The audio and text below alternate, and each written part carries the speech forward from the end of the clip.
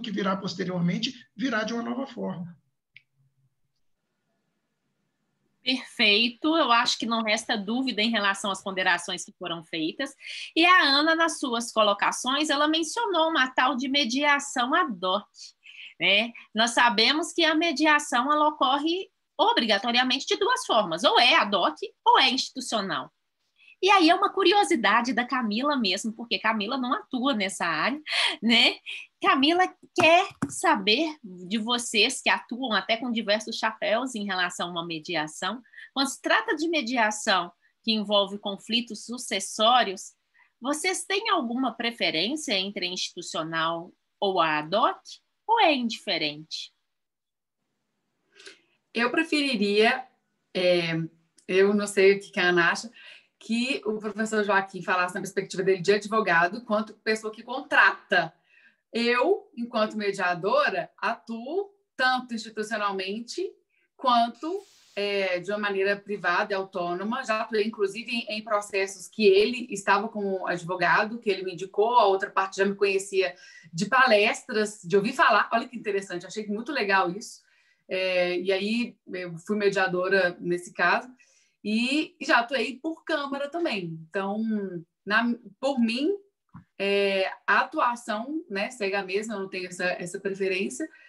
Acho que é importante se valorizar a mediação privada. Atuei, inclusive, em mediação judicial, mas com relação à mediação judicial, eu acho que é aquela questão polêmica que se tem trabalhado no judiciário da remuneração, porque são casos muito complexos. Um dos casos que até eu mencionei no livro, porque a gente se dividiu, eu e a Ana, eu tive autorização também de um Sejusc para poder colocá-la ali.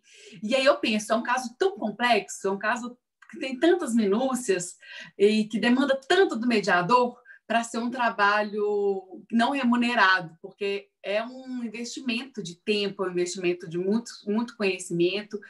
Então, no judiciário, eu acho que não compensa. E aí entra a minha questão de crítica a essa não remuneração que a gente tem levado, enquanto até presidente de uma associação, para o TJ, porque demanda muito trabalho do mediador que precisa desse reconhecimento.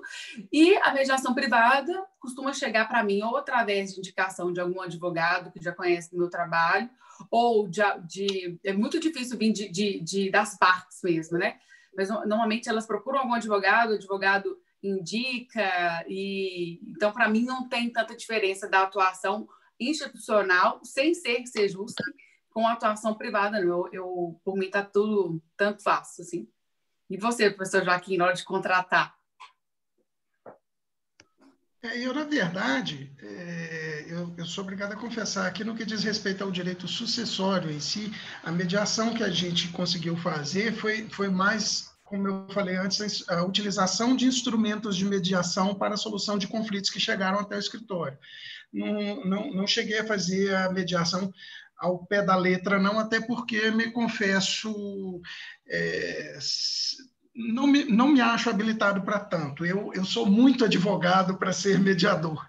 Eu uso de instrumentos de mediação, mas eu sou parcial, tenho que me conter, às vezes, para não tomar determinados caminhos. E aqui em Belo Horizonte, como eu falei, a gente tem um problema complicado, que são 4 varas de sucessões apenas. Dessas 4, até bem pouco tempo, apenas 2 tinham juízes de fato, e esses 2 juízes provenientes de varas criminais, portanto, sem a menor afeto, até sem menor tato com o próprio direito sucessório, quiçá com o que seria uma mediação. Então, infelizmente, isso não tem acontecido. A gente participa e acompanha sempre da Comissão de Direitos Sucessórios da OAB, e é uma das lutas da comissão aqui da OAB de Minas Gerais, a implementação de mediação e também de conciliação dentro das varas de sucessões. Mas, como a gente está falando, a gente está rastejando muito, porque primeiro a gente tem que até conseguir colocar juiz lá que seja afeto à área e que tenha uma visão diferenciada do conflito. Isso melhoraria muito. Se eles já encaminhassem, já ajudava, né? Nossa. A questão é que essa questão da remuneração tem pegado até para os mediadores que estão ali. Então, até isso tem tem interferido na atuação, mas estamos conversando com o judiciário, com o nosso tribunal, porque existem outros tribunais que já remuneram para que isso aconteça, porque muitos mediadores antigos, muitos mediadores de qualidade, não que os que estejam lá não sejam, são muito bons, são supervisionados, mas muitos também são estudantes de formação de mediação, né? Então, aqueles que têm mais experiência, já que a resolução 271 do CNJ categorizou mediadores, né? Do básico ao expert. Então, os experts, vamos colocar assim, eles já estão deixando de atuar, porque eles têm como receber recursos de honorários da mediação privada. Então, acaba que é algo que, sim, interfere na qualidade também, né, das atuações. Nesse sentido, eu tive mais êxito com a mediação particular. Então, concluindo e resumindo o que eu queria dizer. Agora, no direito de família, eu tive experiência de mediação tanto particular quanto judicial, e te confesso que fiquei muito feliz. Foi uma surpresa grata perceber que as experiências que tive foram muito boas. Os mediadores capacitados que nos atenderam nos casos que eu trabalhei. Um deles, inclusive, tinha um advogado que não era nada colaborativo, mas o mediador conseguiu, com muito jogo de cintura, levar o procedimento numa boa. Então, eu não... da experiência, pelo menos no direito de família, eu não tenho nenhuma preferência, não. É lógico que a mediação particular, se o seu cliente permite pagar por isso, você consegue escolher aquela pessoa que você já tem um certo trâmite, facilita a conversa, né? A Grazi, a gente já teve experiência de trabalhar juntos em mediação particular com o direito de família, e, para sorte, do outro lado, que foi quem sugeriu, não foi nem eu que sugeri inicialmente, foi a sugestão do lado de lá de colocar a Grazi. Eu falei, perfeito. Teremos certamente um acordo nesse caso. Se o lado de lá já chega indicando o mediador a Grazi, e eu não preciso de falar dela, né? Foi acordo no final. Camila, nós temos no Brasil muitas câmaras sérias e qualificadas. Então, cabe ao cliente decidir se ele quer. Por exemplo, o professor, eu gosto de chamar de professor, apesar dele não ter sido meu professor, mas eu aprendo muito com ele. O professor Joaquim falou sobre essa questão da mediação que ele fez com a Grazi, ou seja, tinha um vínculo de confiança, isso é muito importante. Então, acho que o cliente tem que decidir, ele tem um vínculo de confiança pela indicação de um mediador ad hoc ou por aquela câmara, que tem a sua credibilidade. Nós temos excelentes câmaras no Brasil. Eu caço minha palavra, eu fecho o microfone, mesmo com o microfone fechado, eu começo a falar sozinha, tá, gente? O problema da pessoa que não sabe calar. Por isso eu não atuo como mediadora. Olha só o problema da pessoa. E a pessoa está com problema sério, porque eu não vou mentir para vocês. Com o trio Ana, Joaquim e Grazi, eu tenho uma lista de perguntas para fazer para eles. Mas vocês sabem que a plateia começou a invadir minhas perguntas? E se vocês estão acompanhando o chat, nós já estamos com um tanto de perguntas. Mais uma. Eles não foram invasivos. Eu consenti com isso, entendeu? Mas consenti naquele sentido, gente, véspera de feriado, sexta-feira, conflito após a morte, quem vai fazer pergunta? E o pessoal não para de fazer pergunta.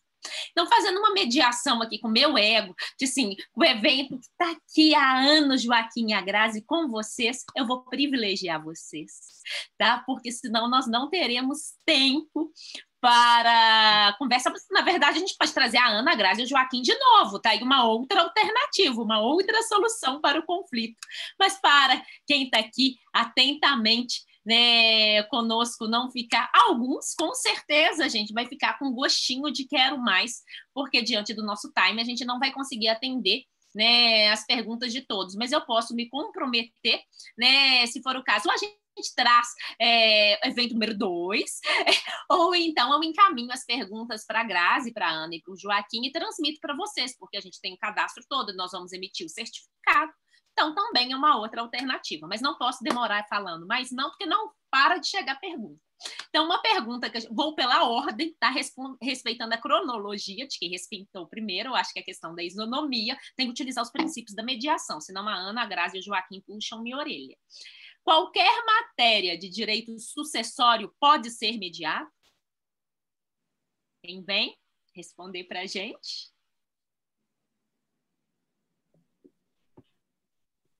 Nosso falar, professor. 2 ou 1, né?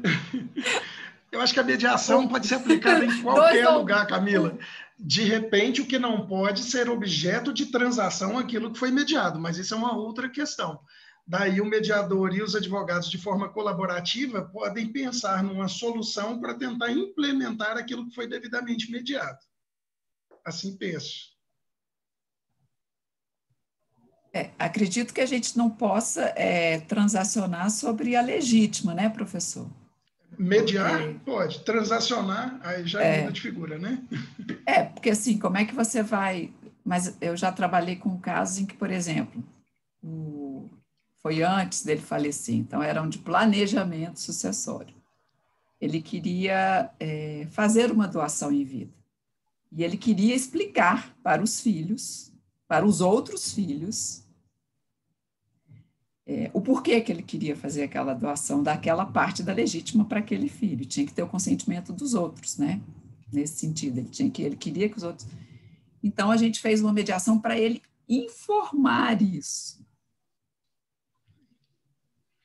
Perfeito. Eu tive um caso bastante similar, foi a mesma situação. A pessoa que estava deixando, estava em fase terminal de câncer, 11 irmãos, dentre eles alguns falecidos, e aí mais, enfim, ia dar uns 50 herdeiros no final das contas.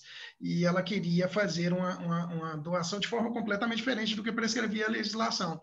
E o que nós fizemos foi mais ou menos o que você falou. A gente mediou, a gente fez uma reunião com todos para que ela fosse ouvida, e ela era uma pessoa muito querida e admirada por todos, e fizemos propostas de soluções alternativas, porque não seria transacionável o que estava sendo ali pleiteado. Não dava para você botar num documento válido e eficaz uma divisão diferente do que prescrevia a lei. Mas, por exemplo, para atingir o que ela pleiteava, a gente fez renúncia de vários, já planejou, na verdade, né? Renúncia de vários dos herdeiros, porque aí atingiria o fim que ela tinha por objetivo.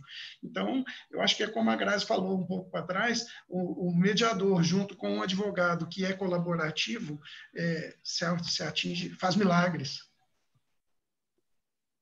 E na transformador mesmo. Grazi, gostaria de complementar alguma coisa ou a gente pode vir para o próximo bate-bola? Só falei que é transformador mesmo o resultado. Nós temos uma pergunta na sequência que diz o seguinte: o que pode ser feito na mediação extrajudicial e o que pode ser feito na mediação judicial? Se eu compreendi a intenção da Érica, eu acho que o que ela quer saber é: existe alguma diferença entre a mediação judicial e extrajudicial aplicada neste contexto? Seria isso, Érica? Podemos falar isso, Érica? Ela falou que isso. Ela escreveu isso. Bom, eu vou falar algumas coisas e eu gostaria da complementação da Ana também. Bom, a mediação, para ela ser chamada de mediação, ela precisa ter princípios, ela precisa ser mediação. Então, a mediação, ela o é em qualquer lugar. E como diz a nossa Nazaré Serpa, nossa amada, querida Nazaré Serpa, que ela sempre fala isso, gente, a mediação, ela é uma mediação, ela é pura, e a gente precisa preservar esse instituto, e ela não é mediação judicial, ela não é mediação extrajudicial, ela não é mediação comunitária, ela não é mediação empresarial, ela é mediação no contexto empresarial, ela é mediação no judiciário, ela é mediação mediação é sempre privada, né? Se for olhar nessa perspectiva, porque trata-se de questões privadas, do direito individual, enfim, patrimônio, etc. Então, mediação é mediação, vamos colocar assim. Mas, só para vocês saberem, porque como a gente está aqui num lugar também de instruir, é importante ter essa reflexão para guardar. Mas, ao mesmo tempo, a gente tem essa divisão estrutural, vamos colocar assim, na hora de operacionalizar a metodologia, né? Então, existem várias formas de se fazer mediação, né? Com base em princípios, obviamente.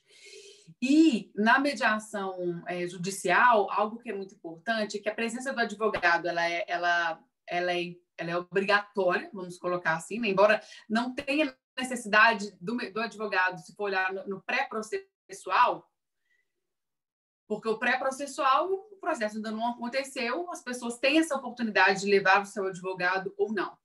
E ainda assim tem sido questionado no âmbito judicial essa participação. Mas, no curso do processo já existe um advogado, então ele é imprescindível a participação dele, ela é obrigatória realmente. Esse acordo, o título executivo que sai do judiciário, normalmente não é extrajudicial, ele normalmente é um título executivo judicial, porque como ele sai dentro do curso de um processo, ele é levado para o juiz para essa homologação.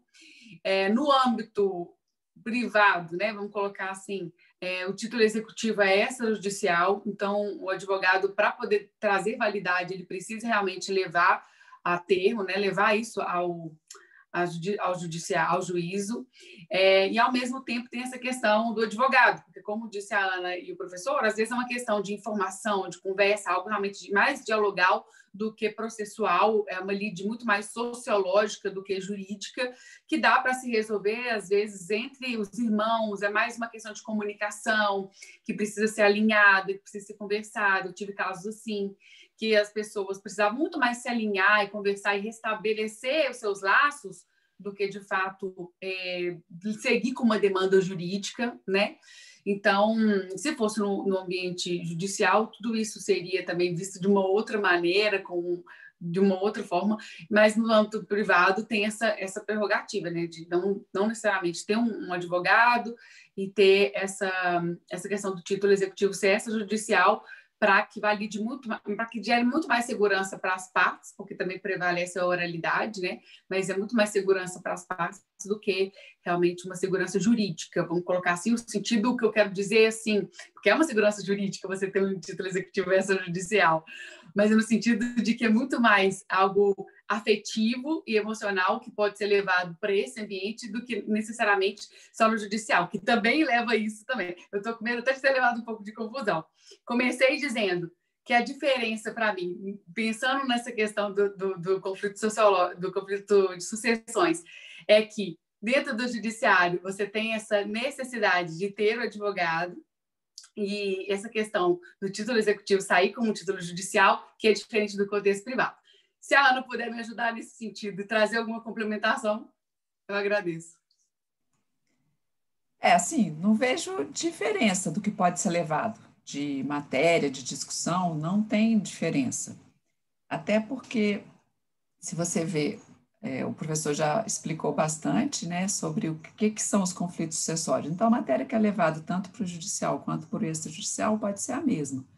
O que a gente tem no judicial, e que, por exemplo, aqui no Distrito Federal emperra um pouco, aqui nós temos 2 varas de órfãos de sucessões na capital mesmo, e nas varas nas outras circunscrições elas são civil, família, órfãos de sucessões. Há muitos juízes que não estão homologando os acordos de inventários feitos em mediação. Então, outra coisa eles nem encaminham. As partes pedem, os advogados, né, pedem e eles nem encaminham. Então, a gente tem essa dificuldade aqui no judicial. Então, não é que a matéria não possa ser levada, pode. Mas aqui no Distrito Federal nós temos esse senão. Certo? Compreendido. E na sequência nós temos uma pergunta bem objetiva da Érica. Quando envolve herdeiro incapaz, a mediação precisa ser homologada pelo juiz? Quem responde? Congelou? Será que só para mim? Não, voltou. Tem incapaz, obrigatória a homologação? Professor? Olha, eu acho que com o incapaz a gente não pode fazer o procedimento, né? Na verdade, o interesse, havendo o incapaz, raciocinando pelo menos na incapacidade que esteja sob curatela, qualquer tipo de transação tem que ser previamente autorizada pelo próprio judiciário. Então, eu acho que aí não caberia, não. Versão diferente? Eu nunca peguei um caso desse. Você já Também pegou? Também não. Grazi? Me ocorreu aqui agora. Nem judicial eu nunca peguei um caso desse. Mas eu acho que teria, pelo direito, eu acho que teria que ser homologado sim. Primeiro teria que ter autorização, e aí eu reporto, muito semelhante às situações que eu medeio que tem medida protetiva. No judiciário, eu tenho autorização do juiz para fazer aquela mediação. Em alguns casos, eu não posso colocar os dois juntos. Então, eu acho que teria que ter alguma autorização e não seria com o incapaz em si, né? Se bem que a incapacidade agora está tão cheia de vieses. De vieses, né? Mas eu acredito que se for incapaz absolutamente, seria com um representante e com autorização. Realmente não. Pois é, o representante, seja ele o pai, pensando aqui bem rapidamente, seja ele o pai, seja ele o curador, se a gente está falando de direito sucessório, provavelmente vai ser de transacionar em termos de direito real, e aí imperiosa a necessidade de autorização do juiz com oitiva do Ministério Público, não dá para passar por ele, não. Bom, quando o nosso time é bom mesmo. Eles tinham um roteiro pré-estabelecido de como que seria o nosso evento aqui. De repente, não mais, o evento mudou de norte e eles estão se saindo muito bem, competência técnica, né, gente? Bom, vamos conseguir fazer a pergunta da Carlinha, que foi tão elogiada aqui, que eu falei, se eu não chego na pergunta da Carlinha, eu até apanho. A pergunta é a seguinte: pode colocar em um testamento que, se algum conflito exista, procure uma mediação para a resolução, ou seja, fazer a previsão da mediação dentro de um testamento? Eu já tinha visto essa pergunta aí, achei ela extremamente interessante, eu acho bacana demais, viu? Carlinha, você está de parabéns, está estudando bastante o assunto para complicar a vida da gente aqui na hora de responder, né? Mas está tudo bem. Acho muito legal a ideia. Tudo que puder promover mediação é excelente, até porque a mediação ela não leva a uma conclusão, né? Ela não fala que irá se concluir A ou B, né? Você direcionar, e aí nós estamos falando de atribuição, para depois do óbito, se você pode colocar uma obrigação em parte das suas disposições, né? A disposição condicionada, e de várias outras itens que você pode inserir dentro de uma disposição testamentária, por que não o procedimento também? Eu acho interessante, sim. Eu não deixaria de recomendar se o meu cliente me pedir uma coisa dessa, não. Recentemente eu participei de um congresso de planejamento sucessório e uma das palestrantes, ela trouxe a Daniele Teixeira, que ela já fez. Já teve testamento em que lá estava previsto que os conflitos teriam que ser resolvidos primeiramente por mediação. Então, e penso também a gente recebendo, Ana, já pensou, você enquanto advogado, recebe para fazer um inventário, já está diante de um conflito, e vê ali uma justificativa, que você não precisa às vezes nem te contar para o cliente que aquilo ali tem uma discussão teórica a respeito se poderia ou não poderia, não? Ótimo, já joga ele na mediação e vamos embora. Eu acho que seria ótimo. Bom, eu estou aqui com as duas últimas perguntas e eu já esclareço de antemão que serão as duas últimas perguntas que nós teremos tempo para responder, infelizmente, tá? Então, vamos para a reta final. E a pergunta que vem é da Aline. Mas no caso de sucessão, se ocorrer na mediação um acordo que não esteja direto com a linha sucessória legítima e necessária, será válido de alguma forma?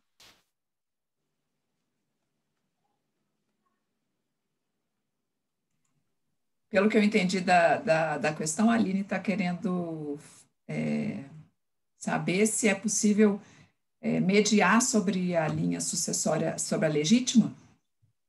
É isso, Aline? Isso.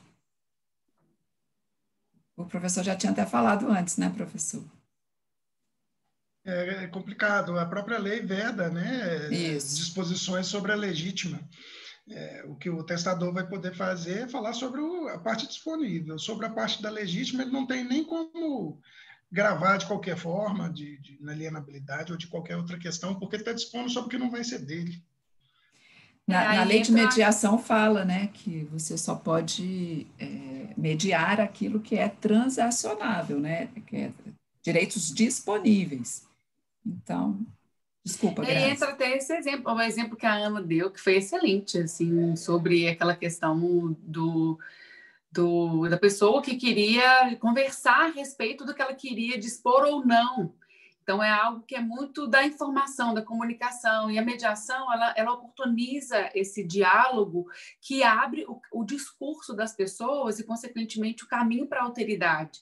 É a oportunidade que eles têm, de alguma maneira, para ter empatia também com o sentimento, o desejo daquela pessoa, né? E, às vezes, a gente tem dificuldade de comunicar, a gente tem dificuldade de dialogar, a gente acha que, às vezes, a conversa não adianta, conversar não adianta, porque tem relações ali desgastadas, porque a nossa forma de comunicar é uma forma, muitas vezes, agressiva, uma forma violenta, às vezes a gente julga, a gente interpreta, tem medo de como a gente vai ser interpretado. Então, a figura do mediador, para facilitar aquela comunicação ali, já pode abrir caminhos, né, para uma co-construção, para uma outra possibilidade, ou que seja, pelo menos, para a escuta, como eles colocaram, do que realmente é o desejo daquele testador, né? Bom, a última pergunta que será premiada e respondida neste momento: é preciso autorização para mediar questão de guarda? Seria família, né? Tema de um outro evento, mas vamos ver se alguém responde. Eu não vejo questão de autorização. Que tipo de autorização que ela está perguntando? Autorização da outra parte? Na verdade, elas têm que querer, né? Porque a mediação, um dos princípios que a rege é a voluntariedade. Então, é muito importante que as pessoas que estejam ali na mediação, elas queiram estar ali, elas queiram conversar sobre aquele assunto. Então, a autorização, eu entendo, não sei se é isso que ela queria dizer, a autorização judicial como uso de incapaz. Eu não sei se eu consegui ler tudo. Vê se é só até aí, Camila, a pergunta, porque veio uma notificação. Sim, é só aí. Na verdade, às vezes elas vão conversar até sobre isso, né? Eles vão conversar sobre o incapaz, às vezes. Eu acho que seria uma mediação familiar para dispor sobre o interesse do incapaz, né? Que por ela exemplo, deve estar querendo colocar. A maioria das mediações familiares que eu pego tem um filho envolvido, tem um menor, e normalmente, como eles estão ali responsáveis como garantidores do direito daquela criança, a criança não participa, né? Mas eles mesmos vão conversar a respeito do que eles entendem que é melhor ou para a educação, ou para a guarda, enfim. Sempre tem muitas outras questões para conversar, que não só uma, quando se trata de uma criança e os seus representantes legais, né? E sempre quando a gente vai criar uma agenda com eles, dos assuntos que vão ser abordados, nunca surge só a questão da guarda. Tem a questão da comunicação, a questão do relacionamento entre eles que eu digo relacionamento, não necessariamente pai e mãe, que podem ser outros representantes, mas esse contato, essa convivência, como que ela vai ser estabelecida. Então, são muitos assuntos que estão junto com aquela questão também da guarda, que vai ser conversada, vai ser discutida, para ver o melhor para aquela criança, né? E também o que atende aquelas pessoas de uma maneira que possa possibilitar um ganha-ganha. A mediação, ela sempre visa o interesse de todos, a satisfação de todos também que estão ali envolvidos. Então, acho que não é bem uma questão de autorização, mas sim de predisposição para o diálogo, para se construir algo que seja construtivo para todo mundo. Eu acho que a pergunta, na verdade, ela é pertinente na medida que ela evidencia um medo que as pessoas têm do novo, né?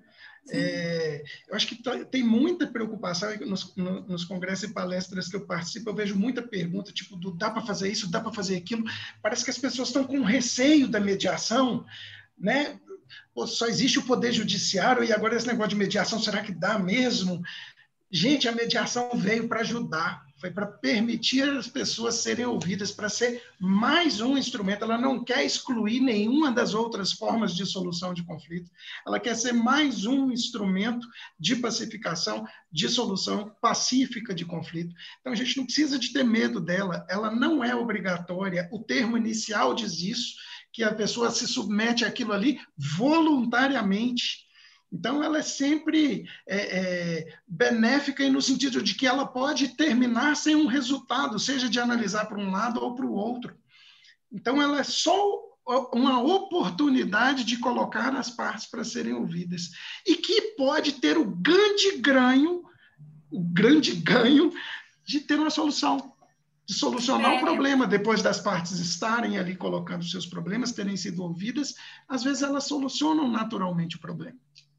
Muito lindo ouvir isso do professor enquanto advogado também, para além de um... ele falou que não é mediador, mas tem uma cultura mediadora introjetada em si. E é isso que eu ia falar.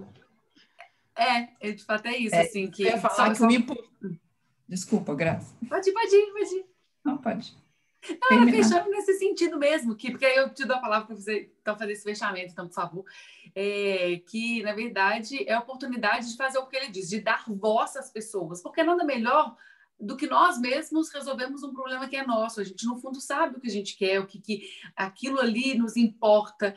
Então, na mediação, a gente vai descortinar isso, vai ver qual que era a sua posição, aquilo que você dizia querer, mas o que está por trás daquela posição, o que está por trás daquele seu querer, qual que é o seu real interesse, e o que além do seu interesse, o que realmente você precisa que seja atendido. E a gente percebe que, para a gente alcançar a satisfação do que a gente precisa, a gente também precisa de alguma maneira, cooperar com o outro. Então, vai além daquela ideia do que o pessoal pensa, que é de ceder daqui, ceder dali. A gente substitui esse entendimento pelo cooperar, porque a ideia é que, se você ganha, o outro ganha também. E, para você ganhar, o outro precisa ganhar junto. Então, é algo que possibilita uma transformação realmente naquelas pessoas, preserva os vínculos.